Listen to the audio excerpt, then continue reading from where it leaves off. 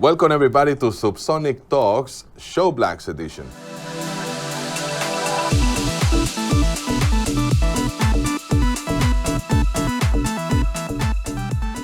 It's called Show Blacks because normally we have in the industry something called Show Blacks, which is you have to wear black so nobody sees you. On the shadows, you are actually hidden behind. And that's the idea, showcase these people. Today we have a special guest, Mark Breakspear. Did I pronounce that correct? This time, yes. This time, yes, I did. Mark is a technical project manager for DLC in Dubai, UAE. He has plenty of knowledge to share with us. Mark, why don't you tell us something, a little bit about you? Oh, one of the best introductions I've ever had in my life, so thank you. Thank you. Well, yes, I've been in Dubai since 2005. I actually moved over here to teach snowboarding, of all things, when Ski Dubai opened. Straight after university in Manchester, I headed up here and did a fun job instead of taking a gap year and building up even more debt. So I did that for a little bit, and then after a while moved into events with DLC, and I've been with DLC for about 13 and a half years now. 13 and a half. Oh, time flies, time, I guess. Let's talk about the journey from Ski Dubai, actually from your beginning, even before that, until how you ended up on the events industry. A lot of people watching this will know Stefan Sebula, who's worked for a number of people around Dubai and done extremely well for himself. So I taught him snowboarding, would have been at the end of 2006. Stayed in contact with him, and he said, look, on your day off, come and work on a couple of gigs with me, see how you like it. So I did. The Oil Barons Ball was my first gig, and then the X Games in Creek Park was my second. And you take a snowboarder and pay him to go and work on something like X Games. I was in my element. And although my initial intentions were to go into event management, after doing a few events like that, and I used to be the one climbing up and down the truss, plugging stuff in, running cables in my cargo shorts, my t-shirts. I used to look at those guys at the back of the room in their business shirts, on their Blackberries, which was most common back then. Those days. Sweat dripping off their face because they've got the client on their back, demanding all these crazy things, and I'm there on the truss thinking, no, this is where I want to be. I don't want to be the guy with all the stress managing all the different suppliers. At the time, bear in mind, this is when I was, I could do a lot of that now, but back when I was starting, I wanted to be the guy that was having fun, making everything look cool as a lighting technician, learning all the different elements. So that's why, although the original plan was to stay with DLC for a couple of years and learn the technical side, so I had a broader understanding when I moved on. It just wasn't a company I wanted to leave. We have so much fun at DLC, and it's somewhere where I've really been able to grow and learn off others and develop myself as a businessman, as a technician, as a project manager. So that's been the kind of route from university to snowboarding to events. The fact that you actually educated yourself or trained yourself as a technician before you decided to get jobs and project manage on jobs, I think it's an excellent idea. First, know the technical side, the technical aspects of a project or of the job. Then when you are a project manager, you have way more answers to your client. I certainly can't claim that I train myself because I've always had a lot of guys above me, much more experienced. From MICK Stevens, who's taught me everything I knew about lighting back in the day, and Steph and Lorraine about business, my boss. So it's certainly been a project management side of things was the natural progression. It wasn't something that I applied for a promotion to get up to a project manager. It's one of the things where I just kept taking on more and more elements of the job, and eventually it just became the norm. Start like everybody. Mark, take care of this. Exactly. And that's it. Now you are the project manager. Cleaning cables in the warehouse initially, and then doing jobs, and then running them. Mark, What has been the most bizarre thing anyone in the industry have come and asked you for? Definitely on conferences, I've had clients that have very, very honestly come to me and said, "Hey, I want to take this translation receiver back to the hotel with me tonight." And I was like, "Okay, why do you want to do that?" "Oh, I've got a friend whose English isn't as good as mine, and I want to chat to him on Skype. And I thought I'd just plug the headphones in here, and it'll make things a lot easier." So you've got to understand that a lot of these people don't come to conferences where you have translation or interpretation systems installed, so they haven't noticed the big grey box at the back of the room with the interpreters there. Inside. Yeah, head down with the lamps on, talking.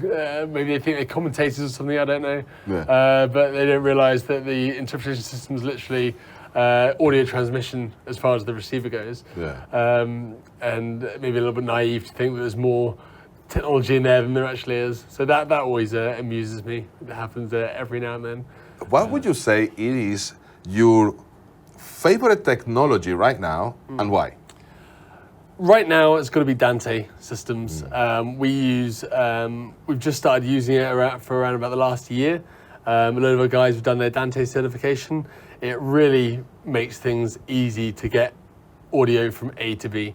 Like, you can be talking about stage boxes that you can run with a Cat5 now rather than a multi-core. You've got to send press feeds from the main room to halfway across the hotel. Just plug into the hotel network, and as long as you've got the cooperation of the AV guy there that can configure his system to allow you access wherever you need it to, then it's easy. Yeah. It's really, really easy. It's good quality, low latency.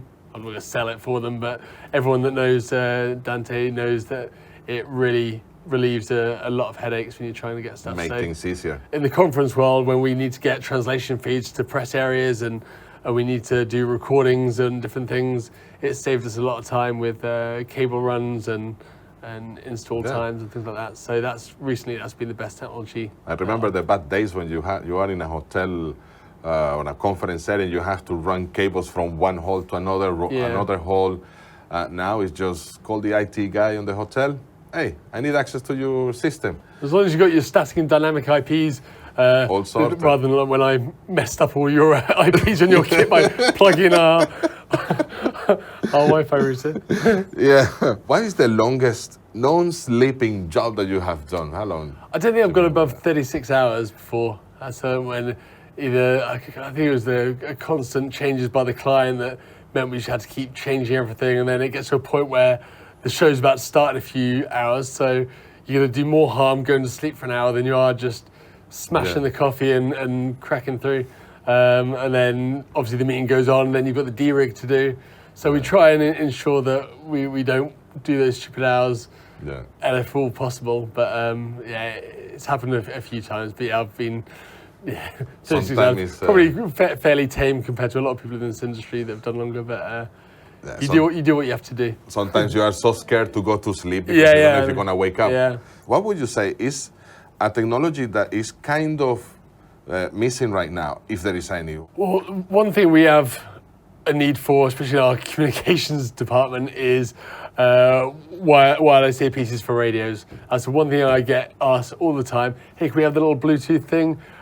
Sure, it's probably maybe there already, but something that can adapt to the older radios that don't have all the Bluetooth and Wi-Fi.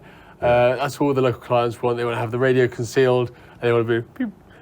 So I think that technology is actually Motorola has some radios with Bluetooth in it. Yeah, but they are we have super expensive, and they are the ones that they give. But I haven't seen the earpieces, the discrete earpieces, because Motorola don't make radios for shows. No. So they haven't brought out any of the discrete earpieces that can just be a push to talk.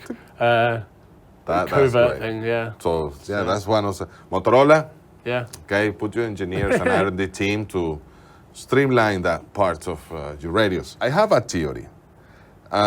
Eventually, 5G is gonna be everywhere, and right now, Microsoft. Well, not now, but a couple of years ago, Microsoft developed a real-time translation that can put subtitles on videos, not after it's been uploaded. This is real time, so you are You are filming, shooting at the person on stage, and at the same time, you are putting on the IMAX screens, you are putting the same person with the subtitle in real time. This is all going to the servers of Microsoft and coming back.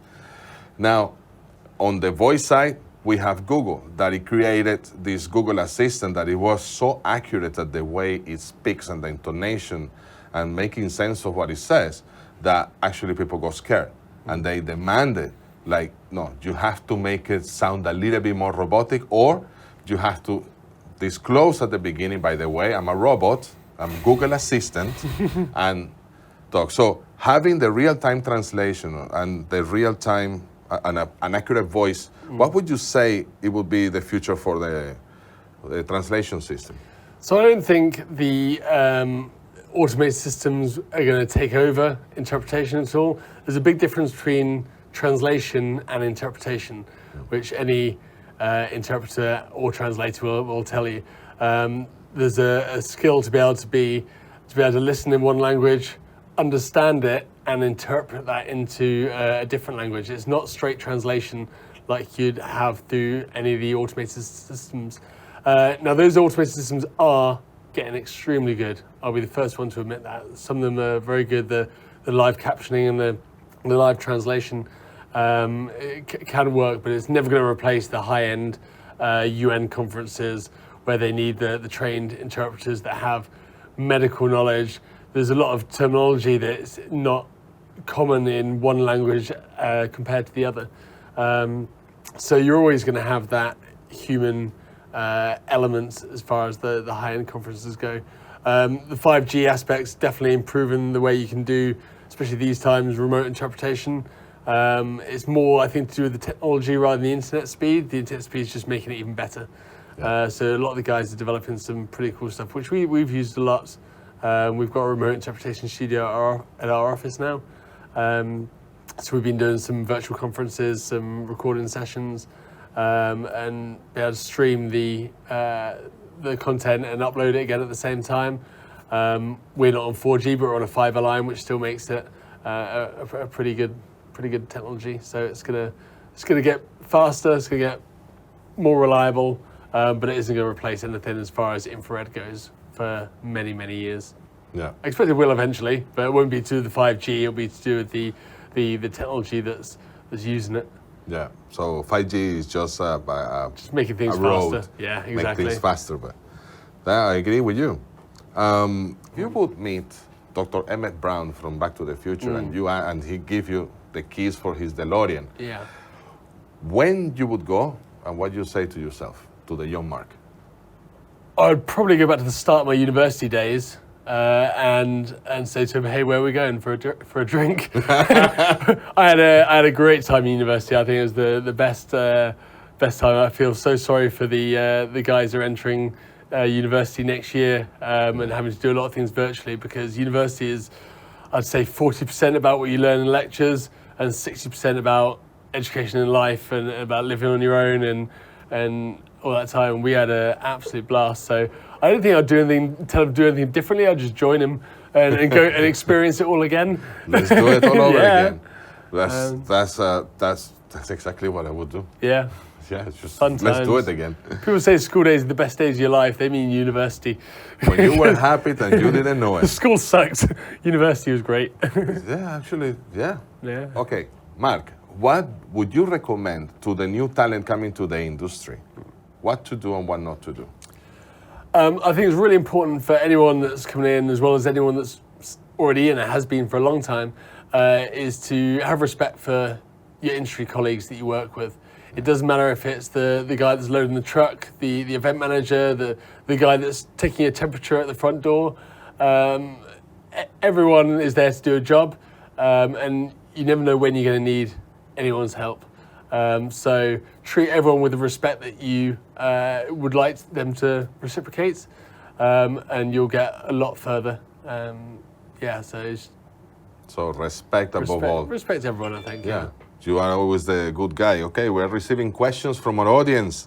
All right, we're going to go to that point in a bit. I'm sure that now in the position that you are all these years in DLC, now you have the direct access to recruiting. your vote counts in there. Yeah. What would you say are the key the key points that you see on the new candidates? And let's say expertise, professionalism, character, loyalty.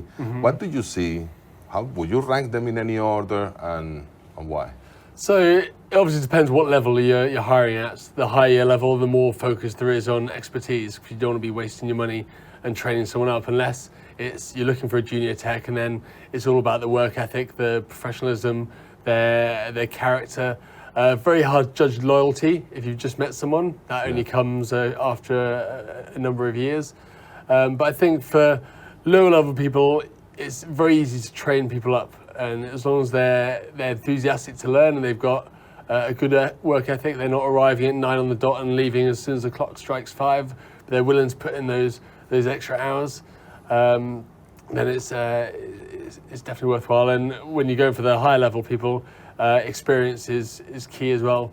You might have whatever qualifications you've got from institutes and online training or university, but having those events under your belt where you've shown that you can deal not just with how to run the event or how to set up a particular system, but also what happens when it goes wrong and how do you deal with that? Can you keep a calm head? Can you problem solve effectively without shouting at people?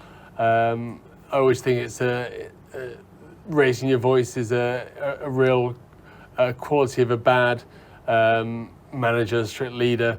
You should be able to do everything you need to do while staying calm and staying on the task in hand rather than shouting and flapping around in order to creating panic in order to do anything.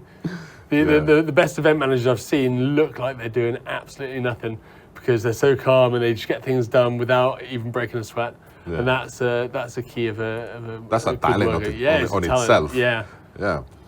What do you think is the key aspect to achieve success in this industry?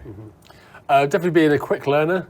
Try and absorb all the information you can get. No one's going to know everything in this industry. You're going to specialize potentially in one area or another, but you're never going to know. There's always going to be someone that knows more than you about a different area. So use everyone's expertise and watch people as you're working alongside them. Absorb all that knowledge that you can. A lot of people are very happy to share knowledge as well. So having the ability to learn things fast and have the work ethic to want to do training and want to develop yourself professionally, I think is definitely key. You can have all the skills in the world, but if you're not willing to learn anymore, then you're useless to a lot of people. That's an excellent answer. We have a questions from the audience. Oh, very nice. And this question comes from Sam. I recognise him. Yeah? Sam's I think he's a friend of yours. Did you know each other already? We sat opposite each other for about 12 years until he left back for the UK in January. Yeah, so I was there on his farewell. Still smiling as much as ever, I can see. That's his best smile. Okay, let's see what Sam goes for you. Hi, Mark. Hope you're well. Here's my question for you. What technology has really proven itself over the last couple of months? And how is that technology going to help with you and the industry for conferences and meetings in the future to come? Thank you. So what kit has proved itself? I think you'll agree with this. I think the wireless microphones that we have been a bit of a game changer. We've had conference microphones for many, many years. The brand that we have invested in was DIS, Danish Interpretation Systems. That then got bought by Shure. So we're now on Shure Microflex Complete. And the market's been selling wireless microphones for a long time through other manufacturers, but they've not been reliable at all, and clients know that. Yeah. Clients know that, hey, we provide wireless, it looks really snazzy, but as soon as someone turns on an access point in the room next door, it's probably going to drop out or get interference. So no one really wanted to use them. The market confidence was really low. Then Shure, who by no means the fastest horse in the race, but when they do bring stuff out, it's pretty good. Yeah. Brought out the Shure Microflex Complete wireless, MICK STEVENS. Yeah. We were the first rental house in the world to get them. We were actually involved. Sam and I went to Chicago and worked with their engineering team for 48 hours one day, and gave our feedback as a rental company. So seeing them bring out such a robust product that really is outstanding, audio quality, Wi-Fi handling, wireless handling of the spectrum, that's been the biggest game changer for us. And they've gone out, they're an expensive unit and they've gone out a lot. Yeah. So I certainly have rented it from you. a couple of times, eh? Yeah. So yeah, we have 100 of them, and they're quite often out, and they're a product that we really like to sell because everyone's always happy with them. Yeah. Yeah. Yeah, exactly. Okay, Sam, I hope that's an answer for you. I'm sure you knew this. And you just He's wanted... used them as much as I have. All right. See ya. See you, Sam. Okay, now let's put this on the side and let's go to the next section, which as well, one of my favorite parts. This section is called Tag Along, and here we have our guest, Mark. He's gonna recommend us who should be in this program and why. And so we're gonna tag this person, give them a phone call and invite it to the program. And so, Mark, who would you nominate? Who are you gonna tag? So I think the person that you're gonna get some incredible stories from and great advice and experience, MICK STEVENS. He's the guy that trained me up. He's a very funny guy. He's been in the industry more years than his looks exist. So he'll have some great experience and great stories to share from you, and it'll keep you laughing throughout the whole interview. So definitely, Mick. Mick? Yeah. That's it. You're in. I know you're ready. I got you on speed dial. Yeah. I'll see you soon. Okay, so I'm gonna upload this one. They're gonna tag him. He cannot say no. Yeah. Anyway, we know each other. So, Mark, it's a pleasure to have you here. Thank you. And hope to see you again soon, hopefully. Ladies and gentlemen, dear audience, so this was the first edition of this section, SUBSONIC Talks Show Blacks edition. Just to let you know, the other section when I'm talking alone, now I'm gonna call it SUBSONIC Monologues. That's it, just me talking. The rest is gonna be SUBSONIC Talks Show Blacks. And we're gonna have plenty of guests. There's already a list of them. And please hit subscribe and hit the bell icon so you are notified immediately as soon as we launch or release a new video. Stay in touch and I see you next time. Thank you, Mark.